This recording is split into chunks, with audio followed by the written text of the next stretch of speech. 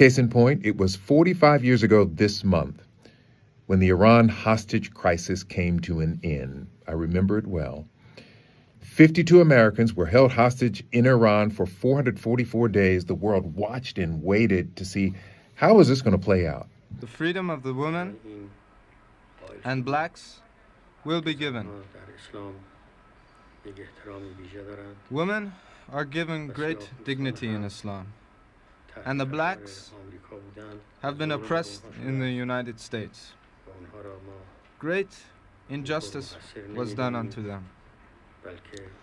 They were under pressure in the United States.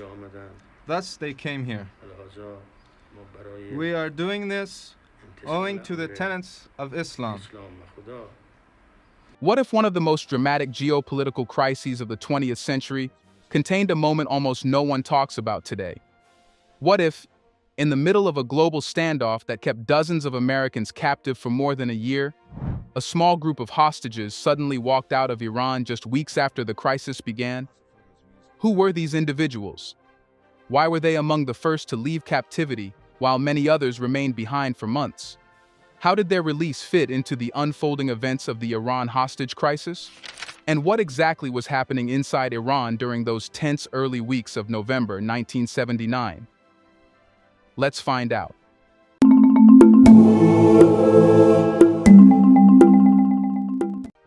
On the morning of November 4th, 1979, several African-American diplomats and Marine Guards arrived at the United States Embassy in Tehran expecting an ordinary workday. They were part of the diplomatic mission assigned to security, communications, and administrative duties inside one of America's most important embassies in the Middle East. For these men, the assignment in Iran was simply another chapter in their professional careers. But within a few hours, events outside the embassy walls would place them at the center of one of the most dramatic geopolitical crises of the 20th century. That morning, groups of Iranian revolutionary students began gathering near the embassy compound. Demonstrations had become common in Tehran during that period, so at first the activity outside did not appear unusual. However, the situation changed quickly. Protesters began climbing the high walls surrounding the embassy and forcing their way through the gates. Inside the compound, alarms spread as embassy personnel realized the building was being overrun. Employees rushed to destroy sensitive documents and secure communication equipment while protesters moved through the compound. Within a short time, the students had taken control of the embassy grounds. Offices were searched, rooms were entered, and the Americans inside the compound were detained. Among those captured were several African-American personnel working inside the embassy that day. Some were part of the Marine Security Detachment responsible for protecting the diplomatic facility. Others were staff members assigned to different operational roles within the mission. Like everyone else inside the embassy, they were separated and placed under guard as the situation unfolded. For the people inside the compound, the takeover happened with stunning speed. One moment, they had been performing routine diplomatic work. The next, they were prisoners inside a seized embassy. Guards controlled where they could move inside the buildings, while crowds gathered outside the compound walls. For the African-American diplomats and Marine Guards among the hostages, the experience was just as unpredictable. They had been caught in the same sudden upheaval that affected everyone inside the embassy. Then, only a couple of weeks after the takeover, something unexpected happened. A decision was made that would allow a small group of hostages to leave Iran, and several of them were Black Americans. So who were the African-American men who suddenly walked out of captivity during those early days of the crisis? I think I would have been reelected easily if I had been able to rescue our hostages from the Iranians. And everybody asked me, what would you do more? I would say I would send one more helicopter, because if I had one more helicopter, we could have brought out not only the 52 hostages, but also brought out the rescue team. And when that failed, then I think that was the main factor that brought about my failure to be reelected. So that's one thing I would change. Historical records identify the individuals as Sergeant Liddell Maples, Sergeant William Quarles, Sergeant James Hughes, Lloyd Rollins, Joseph Vincent, David Walker, Wesley Williams, and Captain Neil Robinson. Each of them had been performing normal diplomatic or security duties when the embassy was suddenly overrun earlier in November. The 8 African-American hostages were escorted out of the locations where they had been held. After leaving the embassy compound, they were transported away from the site and eventually allowed to depart Iran. Within a short period of time, they were free. Their release became one of the first major developments in the hostage crisis. News organizations around the world reported that a group of hostages had been freed, and that several of them were African American members of the embassy staff and security detachment. For the men involved, the transition from captivity to freedom happened quickly. Only weeks earlier, they had been performing routine assignments inside the embassy buildings. After the takeover, they had spent days in confinement while the crisis dominated global headlines. Now they were leaving Iran. As they departed the country and made their way home, their experience began attracting attention from journalists and historians trying to understand the early moments of the hostage crisis. But once these 8 African American hostages returned to the United States, a new question began to emerge. What happened to them after they came home from one of the most unexpected episodes of their lives? After leaving Iran in November 1979, the 8 African American hostages who had been released during the early days of the embassy crisis began their journey back to the United States. Their departure from Tehran marked the end of a short but intense chapter in their lives, one that had begun with a normal workday inside the embassy and suddenly turned into international captivity. Once they left Iran, the men were transported through diplomatic channels and eventually returned home. Their arrival quickly drew attention from journalists who had been covering the crisis since the moment the embassy was seized. For weeks, the world had watched the unfolding events in Tehran, and the release of these hostages became the first real sign that the situation inside the embassy had begun to change. For the men themselves, returning home meant stepping back into a world that had been closely following their situation from afar. During their time inside the embassy compound, they had very limited access to the outside world. They did not see the television broadcasts, newspaper headlines, or global political discussions that had turned the embassy takeover into one of the most talked about international events of the time. But once they returned to the United States, they quickly realized how widely the story had spread. As reporters began speaking with the returning hostages, they started describing the first days inside the embassy compound. Their accounts offered some of the earliest glimpses into what life had been like inside the seized building during the beginning of the crisis. They described how quickly the situation had unfolded on the day the embassy was stormed. What began as a normal workday had turned into a moment of uncertainty as protesters forced their way into the compound. From that point forward, the hostages had been kept under guard while the situation outside the embassy walls continued to escalate. For the 8 African American men who had been released, the experience lasted only a few weeks. Yet those weeks placed them inside one of the most widely discussed diplomatic confrontations of the Cold War era. After returning home, they gradually resumed their lives outside the spotlight of international politics. But the brief period they spent inside the seized embassy remained part of the historical record of the hostage crisis. Even decades later, their release is still remembered as one of the earliest developments during the standoff in Tehran. Yet as journalists and historians look back on the event, another question continued to appear in discussions about those early days of the crisis. Why had these particular hostages been among the first to walk out of captivity? Let's pause for a second to say, big thank you to the Black Culture Diary community, where Black voices, stories, and legacies are preserved and amplified. By becoming a member, you're not just supporting the channel, you're becoming part of a powerful cultural movement. Let's continue. Journalists around the world immediately began reporting the development. Headlines described how several Americans had been allowed to leave Iran only weeks after the embassy had been seized.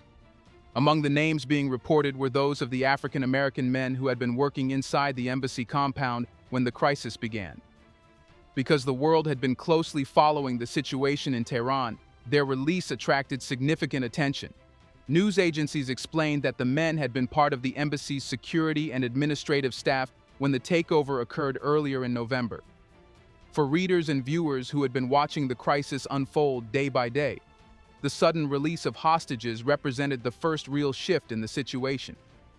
For many observers, this moment stood out as one of the most unusual developments during the early phase of the crisis. Until that point, the embassy takeover had appeared to be a situation with no clear resolution. The departure of the first hostages suggested that events inside Tehran were evolving, At the same time, journalists began looking more closely at the individuals who had been released. Reports described their roles inside the embassy and the duties they had been performing before the takeover occurred. As their stories circulated through international media, the release of the African American hostages became one of the first chapters recorded in the timeline of the crisis. Yet while their departure from Iran had been widely reported, the attention soon turned toward another question. Once the men returned home and the headlines faded, what did life look like for them after suddenly becoming part of such a historic international event? Here's a reminder to please like and share the video and subscribe to our channel to watch more videos on Black culture, history, civilization, and identity. Let's continue now. Once they returned to the United States, however, it became clear how closely the situation in Tehran had been followed. For a brief period after their return, the men were asked about their experiences inside the embassy compound. Their accounts helped provide the public with some of the first descriptions of what the early days of the takeover had been like for the people who had been inside the building. These accounts described the sudden arrival of the protesters, the rapid takeover of the embassy grounds, and the uncertainty that followed as the hostages waited to see what would happen next. As time passed, the men gradually returned to their personal and professional lives outside the spotlight of international news coverage. The hostage crisis itself continued to dominate headlines for many months afterward, but the individuals who had been released early were no longer part of the ongoing developments in Tehran. For the men themselves, the experience had lasted only a few weeks. Yet those weeks placed them in the middle of one of the most widely reported diplomatic confrontations of the Cold War era. Decades later, whenever the events of the Iran hostage crisis are discussed, the early release of the African American hostages still appears as one of the first turning points in the story. An unexpected moment when several Black American diplomats suddenly walked out of captivity and returned home. More than 4 decades have passed since the 8 African American hostages walked out of Iran in November 1979. Yet their story remains a unique chapter in the history of the Iran hostage crisis. While the crisis itself is widely remembered as a long diplomatic confrontation between Iran and the United States, the moment when several Black American diplomats were among the first people released continues to stand out in historical accounts of the event. At the time, their release happened during the earliest stage of a crisis that would last far longer than anyone initially expected. News organizations around the world were still trying to understand what the embassy takeover meant for international relations, and the departure of the first hostages became one of the first clear developments reported from inside Tehran. For historians looking back at the event today, the release of the African American hostages represents one of the earliest turning points in the timeline of the crisis. It was the first moment when individuals who had been detained inside the embassy were suddenly allowed to leave the country. That development showed that the situation inside Tehran was still evolving, even as the broader confrontation continued. The men who were released had entered Iran as ordinary members of a diplomatic mission. Some were Marine Guards assigned to embassy security, while others were part of the embassy staff responsible for daily operations inside the compound. None of them had expected to become part of a geopolitical crisis that would be remembered for decades. Over the years, the hostage crisis has been studied in books, documentaries, and historical research examining the events that shaped relations between Iran and the United States during that era. Within those accounts, the early release of the 13 hostages, especially the 8 African American men, remains one of the most distinctive moments recorded during the first weeks of the crisis. Their story highlights how individuals working ordinary diplomatic assignments can unexpectedly find themselves at the center of global political events. The embassy staff and security personnel who reported for duty on that November morning had no idea that their workplace would soon become the focal point of an international confrontation. Today, the moment when the African American hostages left Iran remains part of the broader historical narrative of the crisis. It stands as one of the early episodes that unfolded during a standoff that lasted 444 days and captured the attention of the world. Even decades later, the image of those Black American diplomats walking out of captivity continues to appear in discussions of the hostage crisis, an unexpected moment when individuals who had begun their day as embassy staff suddenly became part of world history. The Iran hostage crisis is usually remembered through the lens of diplomacy, superpower tension, and Cold War politics. Yet within that dramatic story are individual moments that reveal how global events intersect with the lives of ordinary people working far from home. For the men who reported to the embassy that morning in November 1979, the assignment had been routine, the day predictable, and the future seemingly ordinary. Instead, they briefly became witnesses to a turning point in international history. Their experience reminds us that behind every geopolitical confrontation are individuals whose lives are suddenly pulled into events far larger than themselves, and sometimes those individual stories become the quiet chapters that history almost forgets. Let us know in the comments section, why do you think only they were allowed to leave? Do you want to watch more videos like this one? If so, subscribe to our channel and press the bell icon next to it. We have decided to bring videos on something nobody talks about: the Black culture, civilization, history, and evidence about how glorious Blacks have been. Thanks for watching, and until the next video, stay tuned.